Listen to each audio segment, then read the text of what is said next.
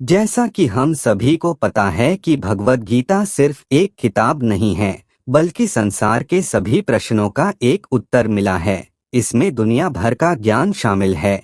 हिंदू धर्म पर आधारित भगवद गीता युवाओं के लिए एक नया वरदान के रूप में सामने आई है। तो चलिए जानते हैं गीता के मूल उद्देश्यों के बारे में। लेकिन दोस्तों, इसके पहले अगर आपने हमारे YouTube चैनल कर्मा को सब्सक्राइब नहीं किया है तो चैनल को सब्सक्राइब जरूर कर ले। कर्म करो, फल की चिंता मत करो। श्री कृष्ण कहते हैं, कर्म करो, फल की चिंता मत करो। हमें अपने कर्मों पर ज्यादा ध्यान देना चाहिए अपने फल की तुलना में, क्योंकि हमारे जैसे कर्म रहेंगे वैसा ही हमारा फल रहेगा। हम अगर बिना रुके कर्म करते जाएंगे तो एक ना एक दिन हमें उसका फल बहुत ही बड़े आकार में मिलेगा ही मिलेगा। इस बात को श्री कृष्ण भगवद गीता बड़े आसान शब्दों में बताते हैं कि हमें अपने कर्म पर इतना ध्यान देना चाहिए कि हम जब अपने कर्म करें तो हम अपने फल की अपेक्षा ना करें, उस कर्म को करते जाएं और बड़ी उपलब्धि हासिल करें। भगवान को याद शरीर से नहीं, मन से करना चाहिए।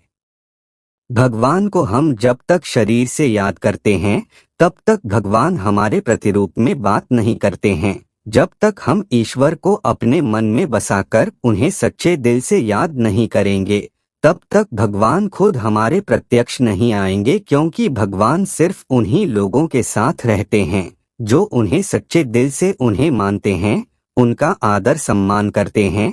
इसलिए श्री कृष्ण अर्जुन को बताते हुए कहते हैं कि हम अगर भगवान को सच्चे मन से याद करते हैं तो भगवान हमारा साथ जरूर देते हैं, हमारे अंदर एक सकारात्मकता भर देते हैं और एक नई ऊर्जा का निर्माण करते हैं, जिससे हम अपने जीवन को सफलता के मार्ग पर खड़ा कर देते हैं और भगवान उन्हीं का साथ देते हैं जो उन्हें मन से चाहते हैं। स्नेह और सदाचार की भावना रखनी चाहिए।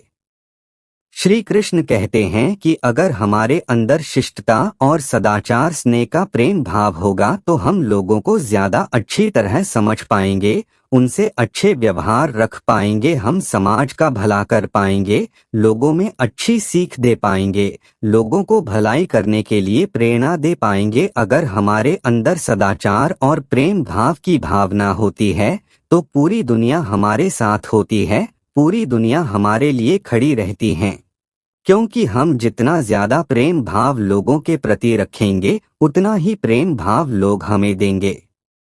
प्रेम भाव से दुनिया का अस्तित्व है और प्रेम भाव से ही दुनिया का विनाश है। प्रेम भाव के बिना जीवन असंभव है, क्योंकि अगर लोगों के बीच प्रेम भाव नहीं होगा तो लोग एक दूसरे को कभी समझ ही नहीं पाएंगे, एक दूसरे में ईर्ष्या की भावना को पैदा करके इस पूरी सृष्टि का विनाश का कारण बनेंगे।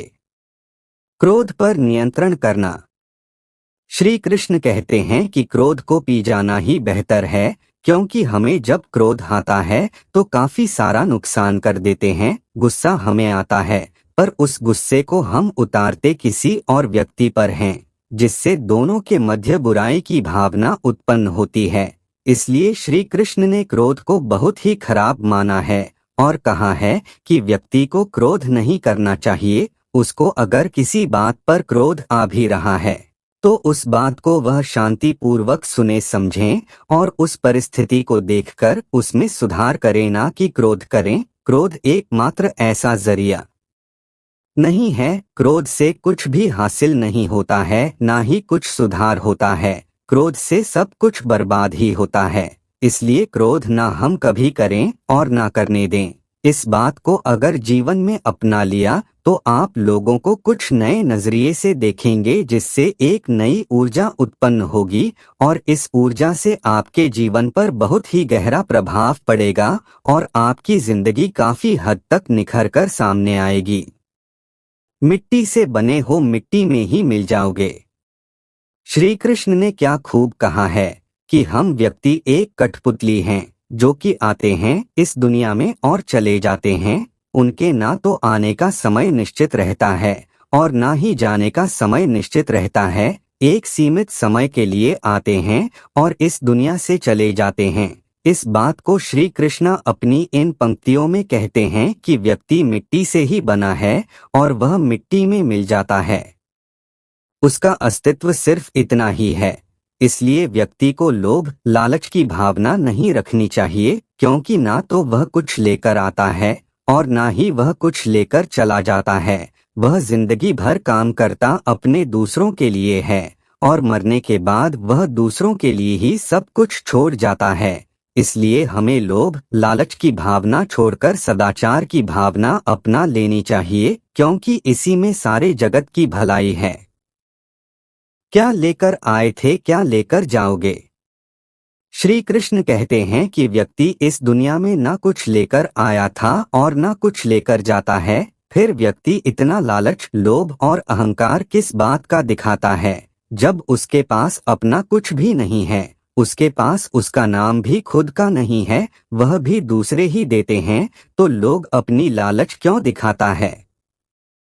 व्यक्ति यह क्यों भूल जाता है कि वह इस दुनिया में कुछ लेकर नहीं आया था और ना ही कुछ लेकर जाने वाला है, पर वह लोगों में बुराई पैदा करता है, लोगों को नुकसान पहुंचाता है, इस जगत के स्रोतों का गलत इस्तेमाल करता है।